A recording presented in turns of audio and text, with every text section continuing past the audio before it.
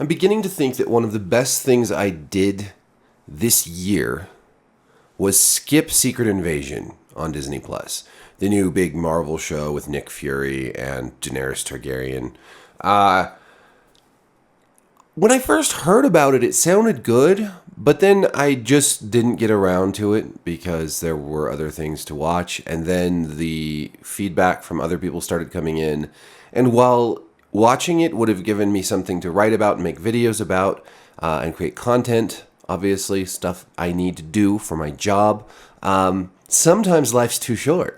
My burnout on all things Marvel, all things MCU is real. Like, I don't know. I really enjoyed a lot of Marvel's, I think they did a pretty good job overall with the MCU, and there's still things that I enjoy. I really liked Guardians 3, for instance. But overall, I've found that I'm just caring less and less and less. And, I never even cared that much to begin with. It's not like I'm some crazy superhero fan. These were all just kind of fun diversions, right? It was fun to watch Iron Man, reveal his true identity in the first movie. Like, whoa, cool twist. And then it was fun to see the first Avengers movie where everyone got together, but I didn't really care that much about Captain America or Thor or the Hulk or any of those characters individually. I liked how they came together. And then some of that stuff grew on me over time. Captain America, the Winter Soldier, I thought was really good. There was great stuff sprinkled throughout the MCU, but less and less of it as time has gone on. And that's natural. For one thing, it's hard to just make a franchise go forever.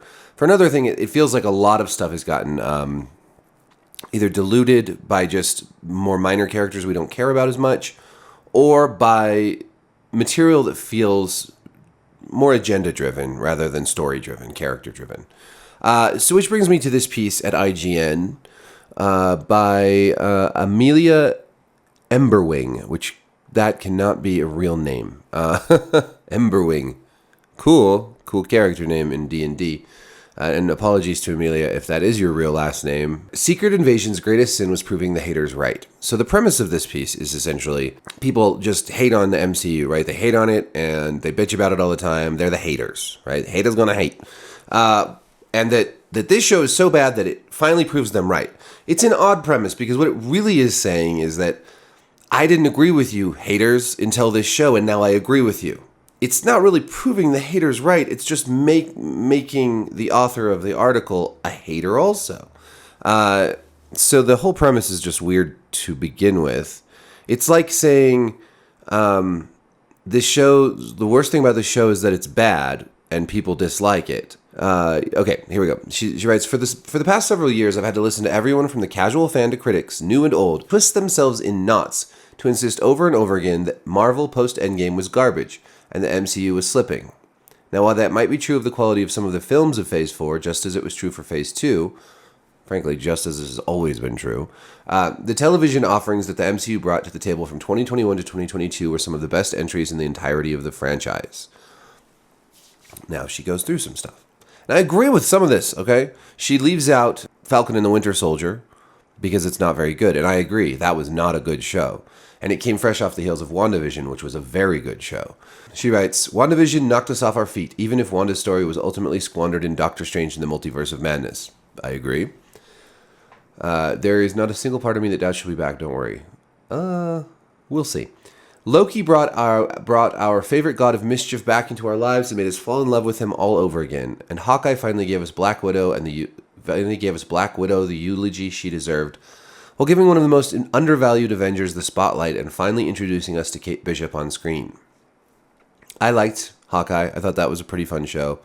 It kept the action, the scope small. Rather, a lot of these shows, a lot of these movies have like these big end of the world situations.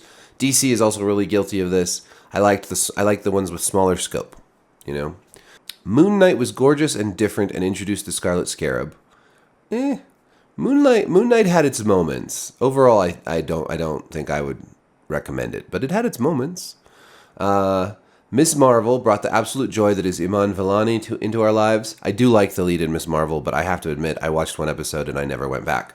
I meant to, and I never did. But here's where we get to the point where And here's where we jump off the cliff, jump over the shark off the cliff, and crash the banana bus.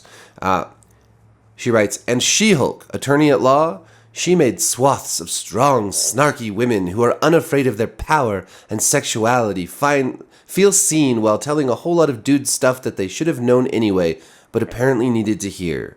What the actual fuck does any of that mean? Let me read it again.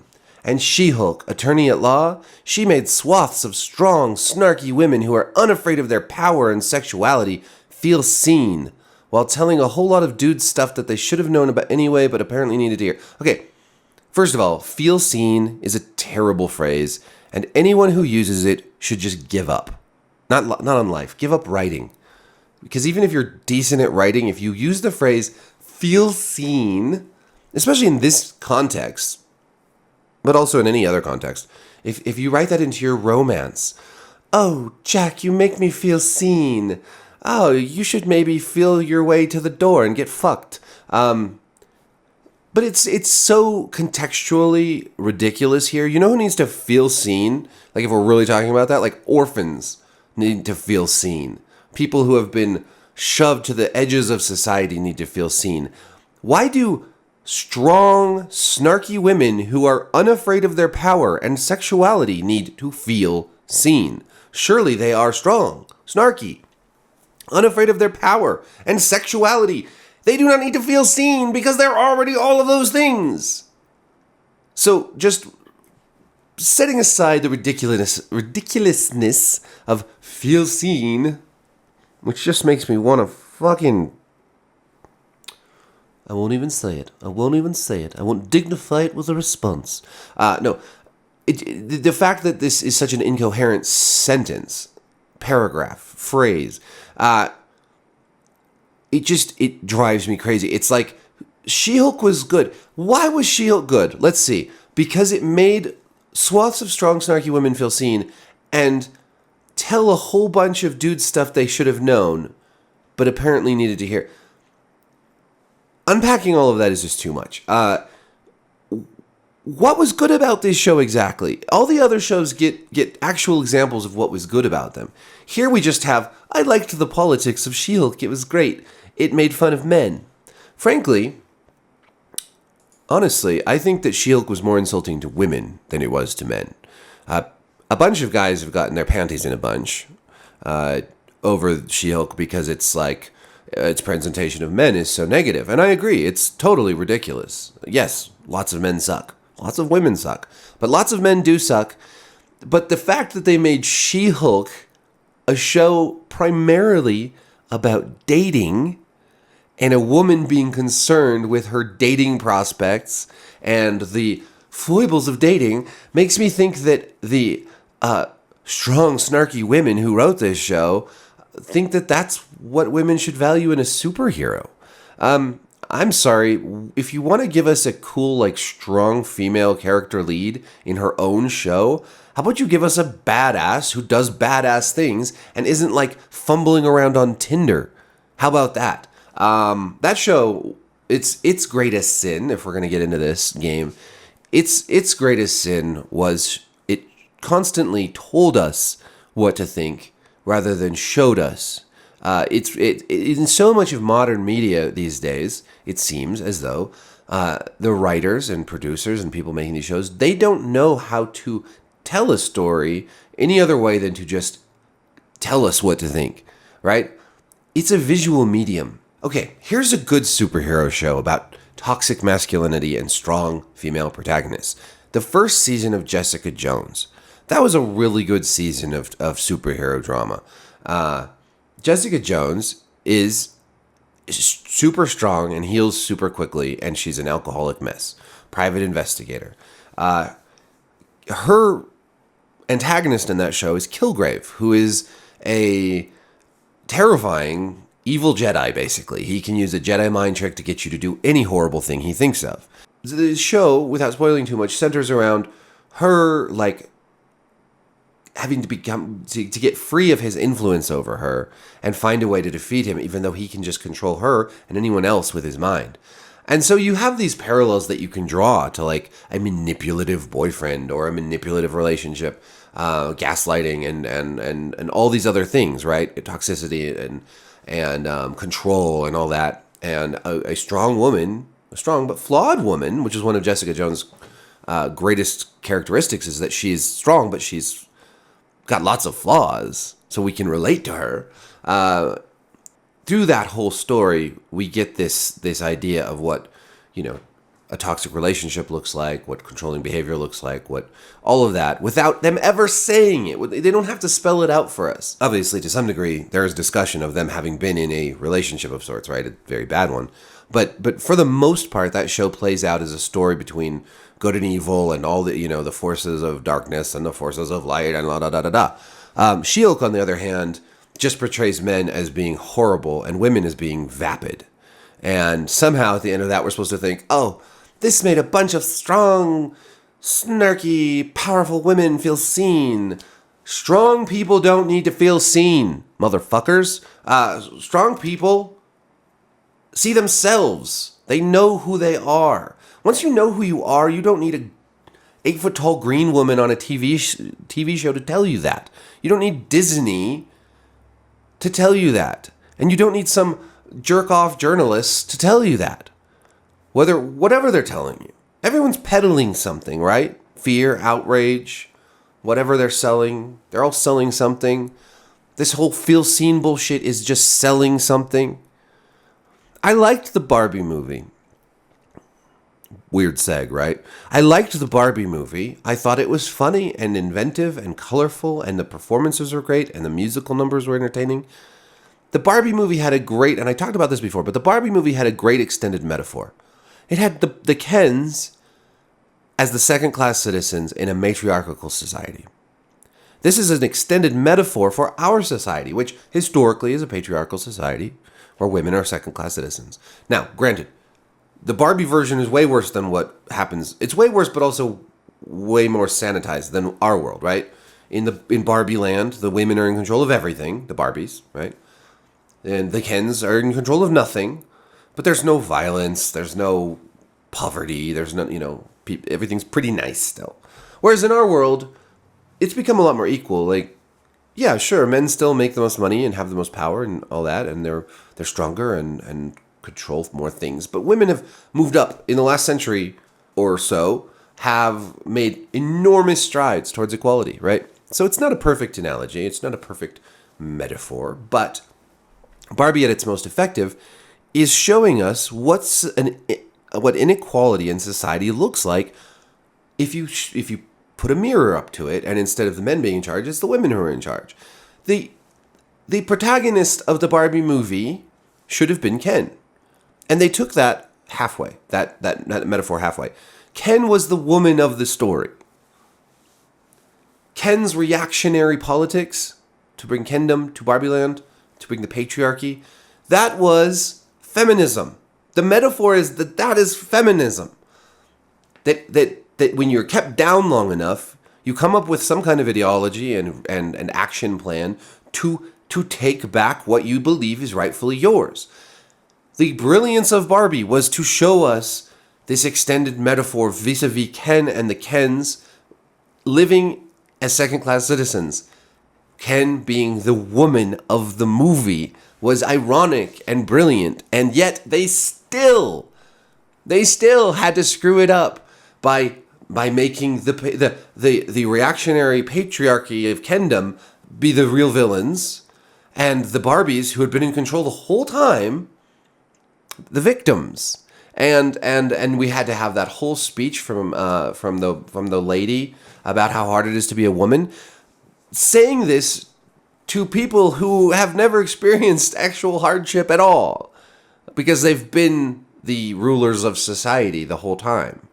It would be like if you made a movie where the women finally wrested back power from the men, and they created a matriarchy, and the men were portrayed as victims who then overthrew the women and took back the patriarchy. That's where Barbie failed. Because if you're going to do this metaphor, you have to do it all the way. You have to show that equality is the end goal. And in the end of that movie, instead, they showed the Kens as being the villains. the underclass as being the villains, and the overclass, metaphorically, the Barbies being the men, as the good guys.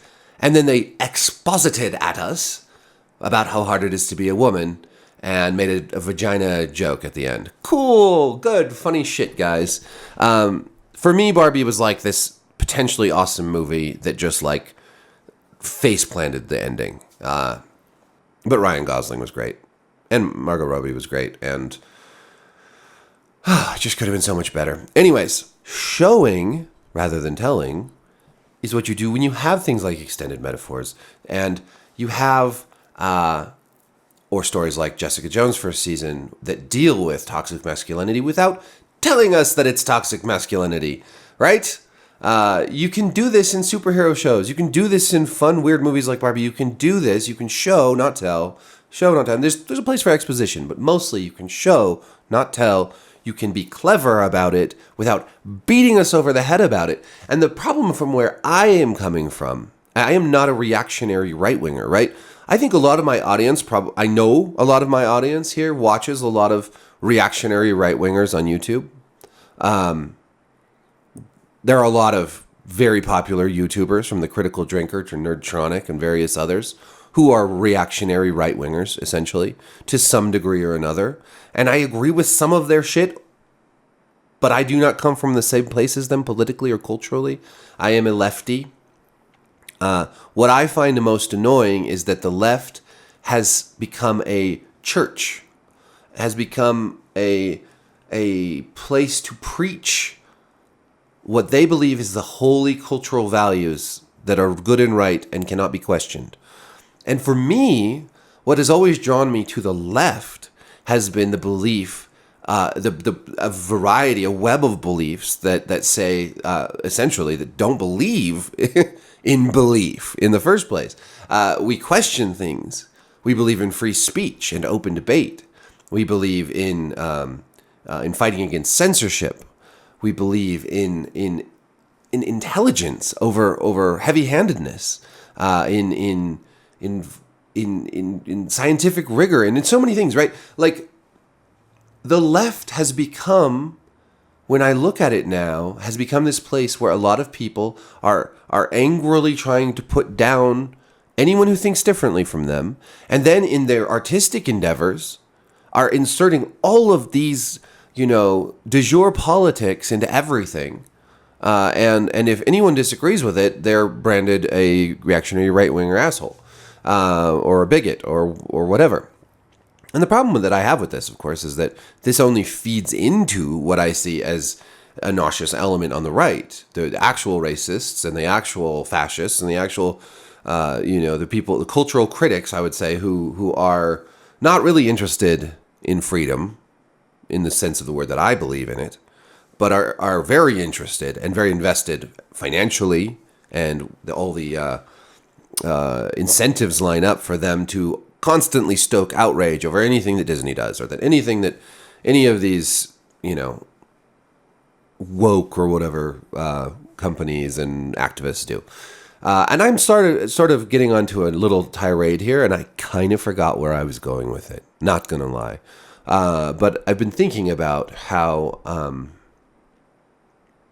like when I look at the Barbie movie, my criticism is not, or the She-Hulk show, is not that I think it's at all wrong to present feminist ideas in art. I think you should. Absolutely. It's the heavy-handedness and obtuseness of the delivery that bothers me so much. She-Hulk, at the end of the day, does not come across as like a hero on the same level as Hulk at all. And they try to make her by like her giving him a little speech about being catcalled and how hard it is to be a woman. Oh, does that sound like Barbie?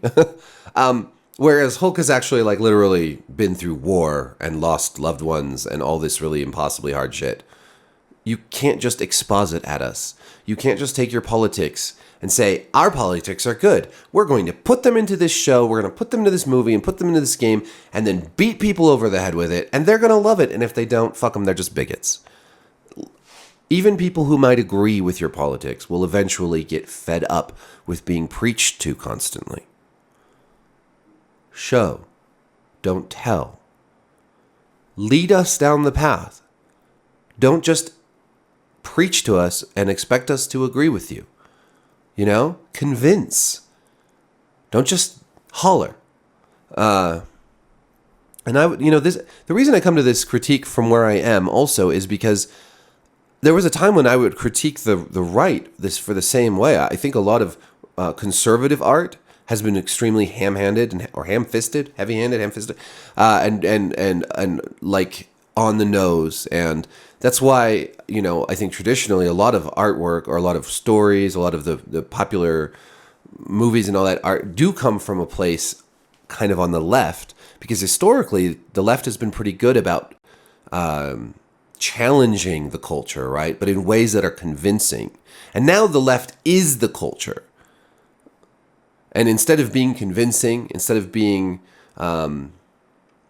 clever, whatever, the new version of subversive is just to take something beloved and shit all over it, rather than to take something beloved and actually get us to question why maybe some things about it were wrong, or to put a fun twist on it that gives us new perspective. Now we just shit all over it now.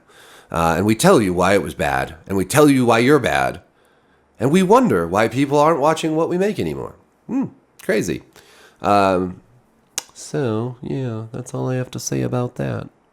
Thank you for watching. Thank you for listening to me ramble. I had the germ of an idea before I started making this video, and I hope it grew into something recognizable, digestible, perhaps even delicious. Like, subscribe, hit the notification bell. Thank you for watching.